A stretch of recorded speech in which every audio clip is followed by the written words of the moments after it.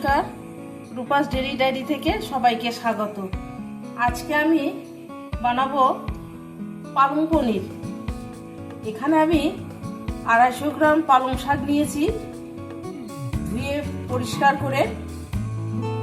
এখানে আমি 250 মতন পনির নিয়েছি, এইভাবে ছোট ছোট করে পিস করে 250 গ্রাম পনির নিয়েছি। দিয়েছি দুটো মিডিয়াম সাইজের পেঁয়াজ কুচি করে। এখন আমি পনিরটা বানাবো, চলুন আমি কিভাবে বানাই আপনারা দেখতে থাকুন।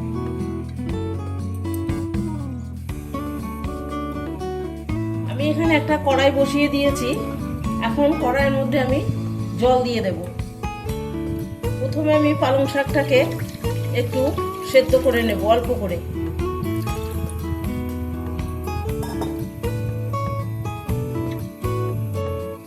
জলটা গরম হয়ে গেছে, ধুয়ে রাখা পালং শাকগুলো এখন আমি দিয়ে দেব।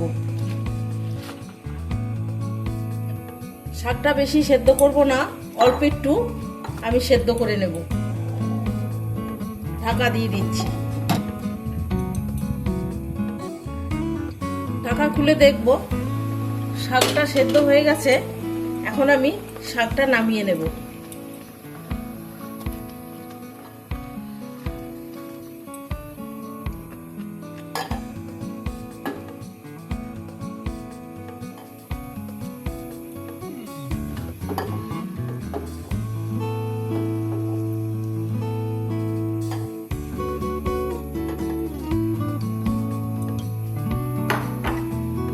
শাকটা নামিয়ে নিয়েছি, কড়াইটা এখন আমি ধুয়ে পরিষ্কার করে নেব। শাকটা এখন আমি নামিয়ে নিয়েছি, শাকটাকে ঠান্ডা করতে দেব। দিয়ে এটা একটা মিক্সার জারের মধ্যে দিয়ে এটাকে পেস্ট করে নেব। কড়াই আমি এপাশে বসিয়ে দিয়েছি। এখন আমি কড়াইতে দিয়ে দেব সর্ষের তেল, কারণ আমি পনিরটা হালকা করে ভেজে নিয়ে করব। আপনারা চাইলে কাঁচা পনিরও করতে পারেন। আমি পনিরটা হালকা করে একটু ভেজে নেব, তার জন্য কড়াই এখন দিয়ে দেবো সর্ষের তেল।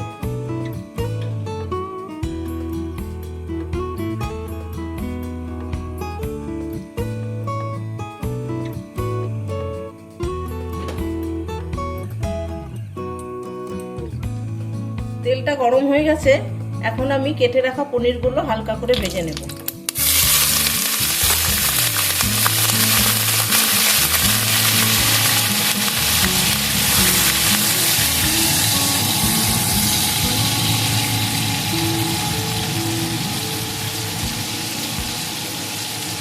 বেশি ভাজবো না, অল্প একটু লালচে করে ভেজে নেব। পনিরগুলো আমি হালকা করে ভেজে নিয়েছি। এখন পনিরগুলো আমি তুলে নিচ্ছি।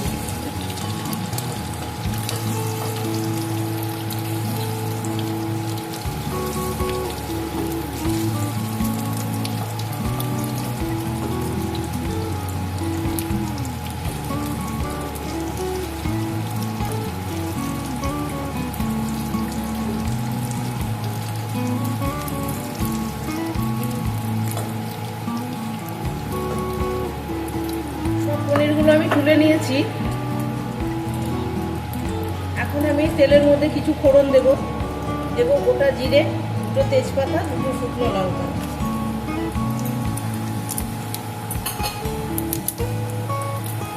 ফোড়নটা একটু ভাজা ভাজা করে নেব।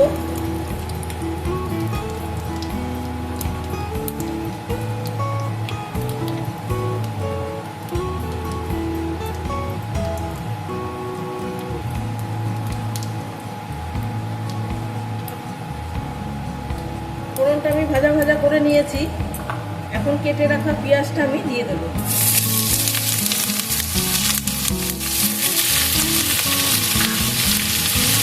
পেঁয়াজটা আমি লাল লাল করে একটু ভেজে নেব।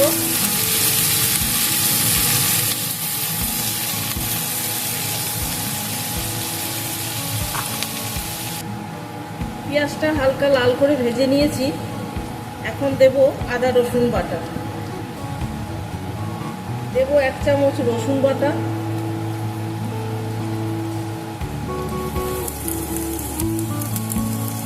দেব 1 চামচ আদা বাটা। আদা রসুন বাটাটা দিয়ে ওইটাকে আমি ভালো করে নাড়াচাড়া করে ভাজা করে নেব। কাঁচা রসুন আদার গন্ধটা যাতে না থাকে।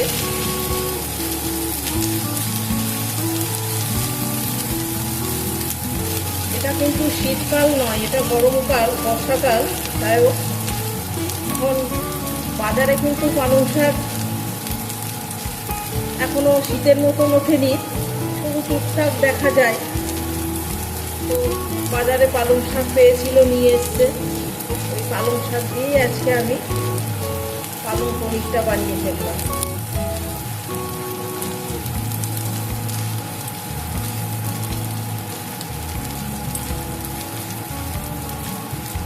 আদা রসুন দিয়েও আমি একটু নাড়াচাড়া করে নিয়েছি। এখন আমি এখানে কিছু মশলা দেব। দিয়েছি 1 চামচ ধনে গুঁড়ো, 1 চামচ জিরে গুঁড়ো, অল্প কাশ্মীরি লঙ্কা গুঁড়ো আর 1 চামচ লাল লঙ্কার গুঁড়ো। এগুলো এখন আমি দিয়ে দেব।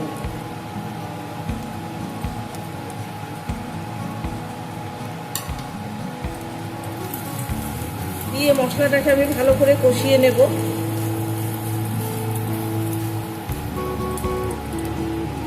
অল্প একটু জল দেব।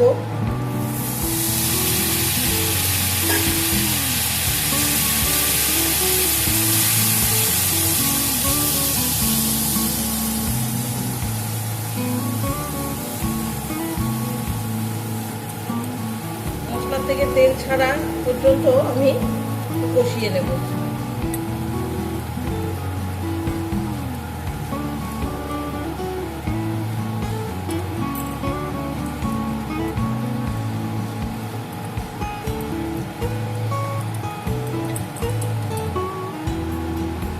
এখন দেব পরিমাণ মতো নুন।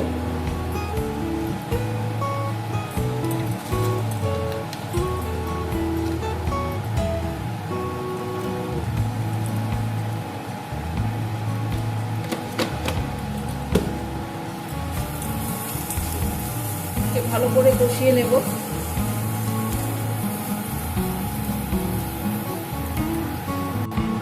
মশলাটা আমি ভালো করে কষিয়ে নিয়েছি।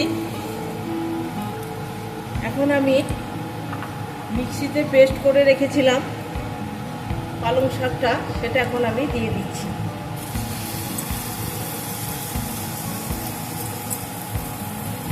দিয়ে দেব পরিমাণ মতন জল।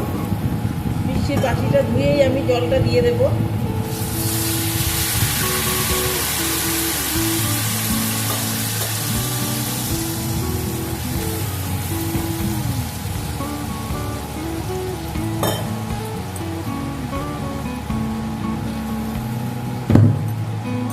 নাড়াচাড়া করে নেব।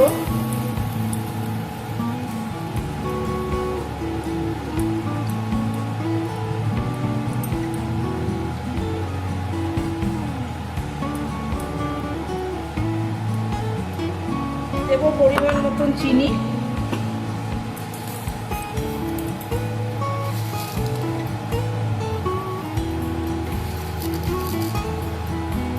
আমি 2 চামচ চিনি দিয়েছি।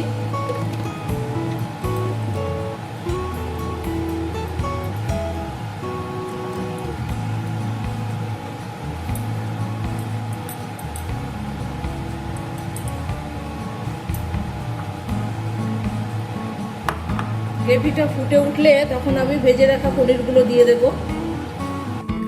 গ্রেভিটা ফুটে গেছে, এখন ভেজে রাখা পনিরগুলো দিয়ে দেব। এই নাড়াচাড়া করে এখন আমি একটু ঢেকে দেব।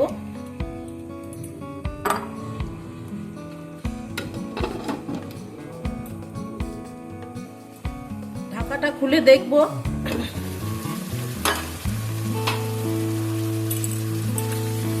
পনির রেডি হয়ে এসছে। এখন আমি পাশে একটা প্যানের মধ্যে কসুরি মেথি একটু গরম করে নিয়েছিলাম, এটা হাতে করে একটু ডলে দিয়ে দেব।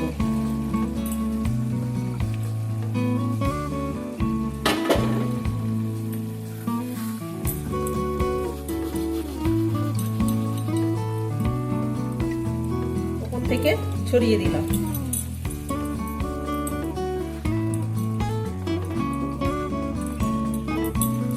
আজকে পালং পনির আমার রেডি হয়ে গেছে, এখন আমি নামিয়ে দেব। তোমাদের কার ভালো লাগলো, কার কার ভালো লেগেছে অবশ্যই জানাবে, লাইক কমেন্ট শেয়ার করবে। আজকের মতো টাটা।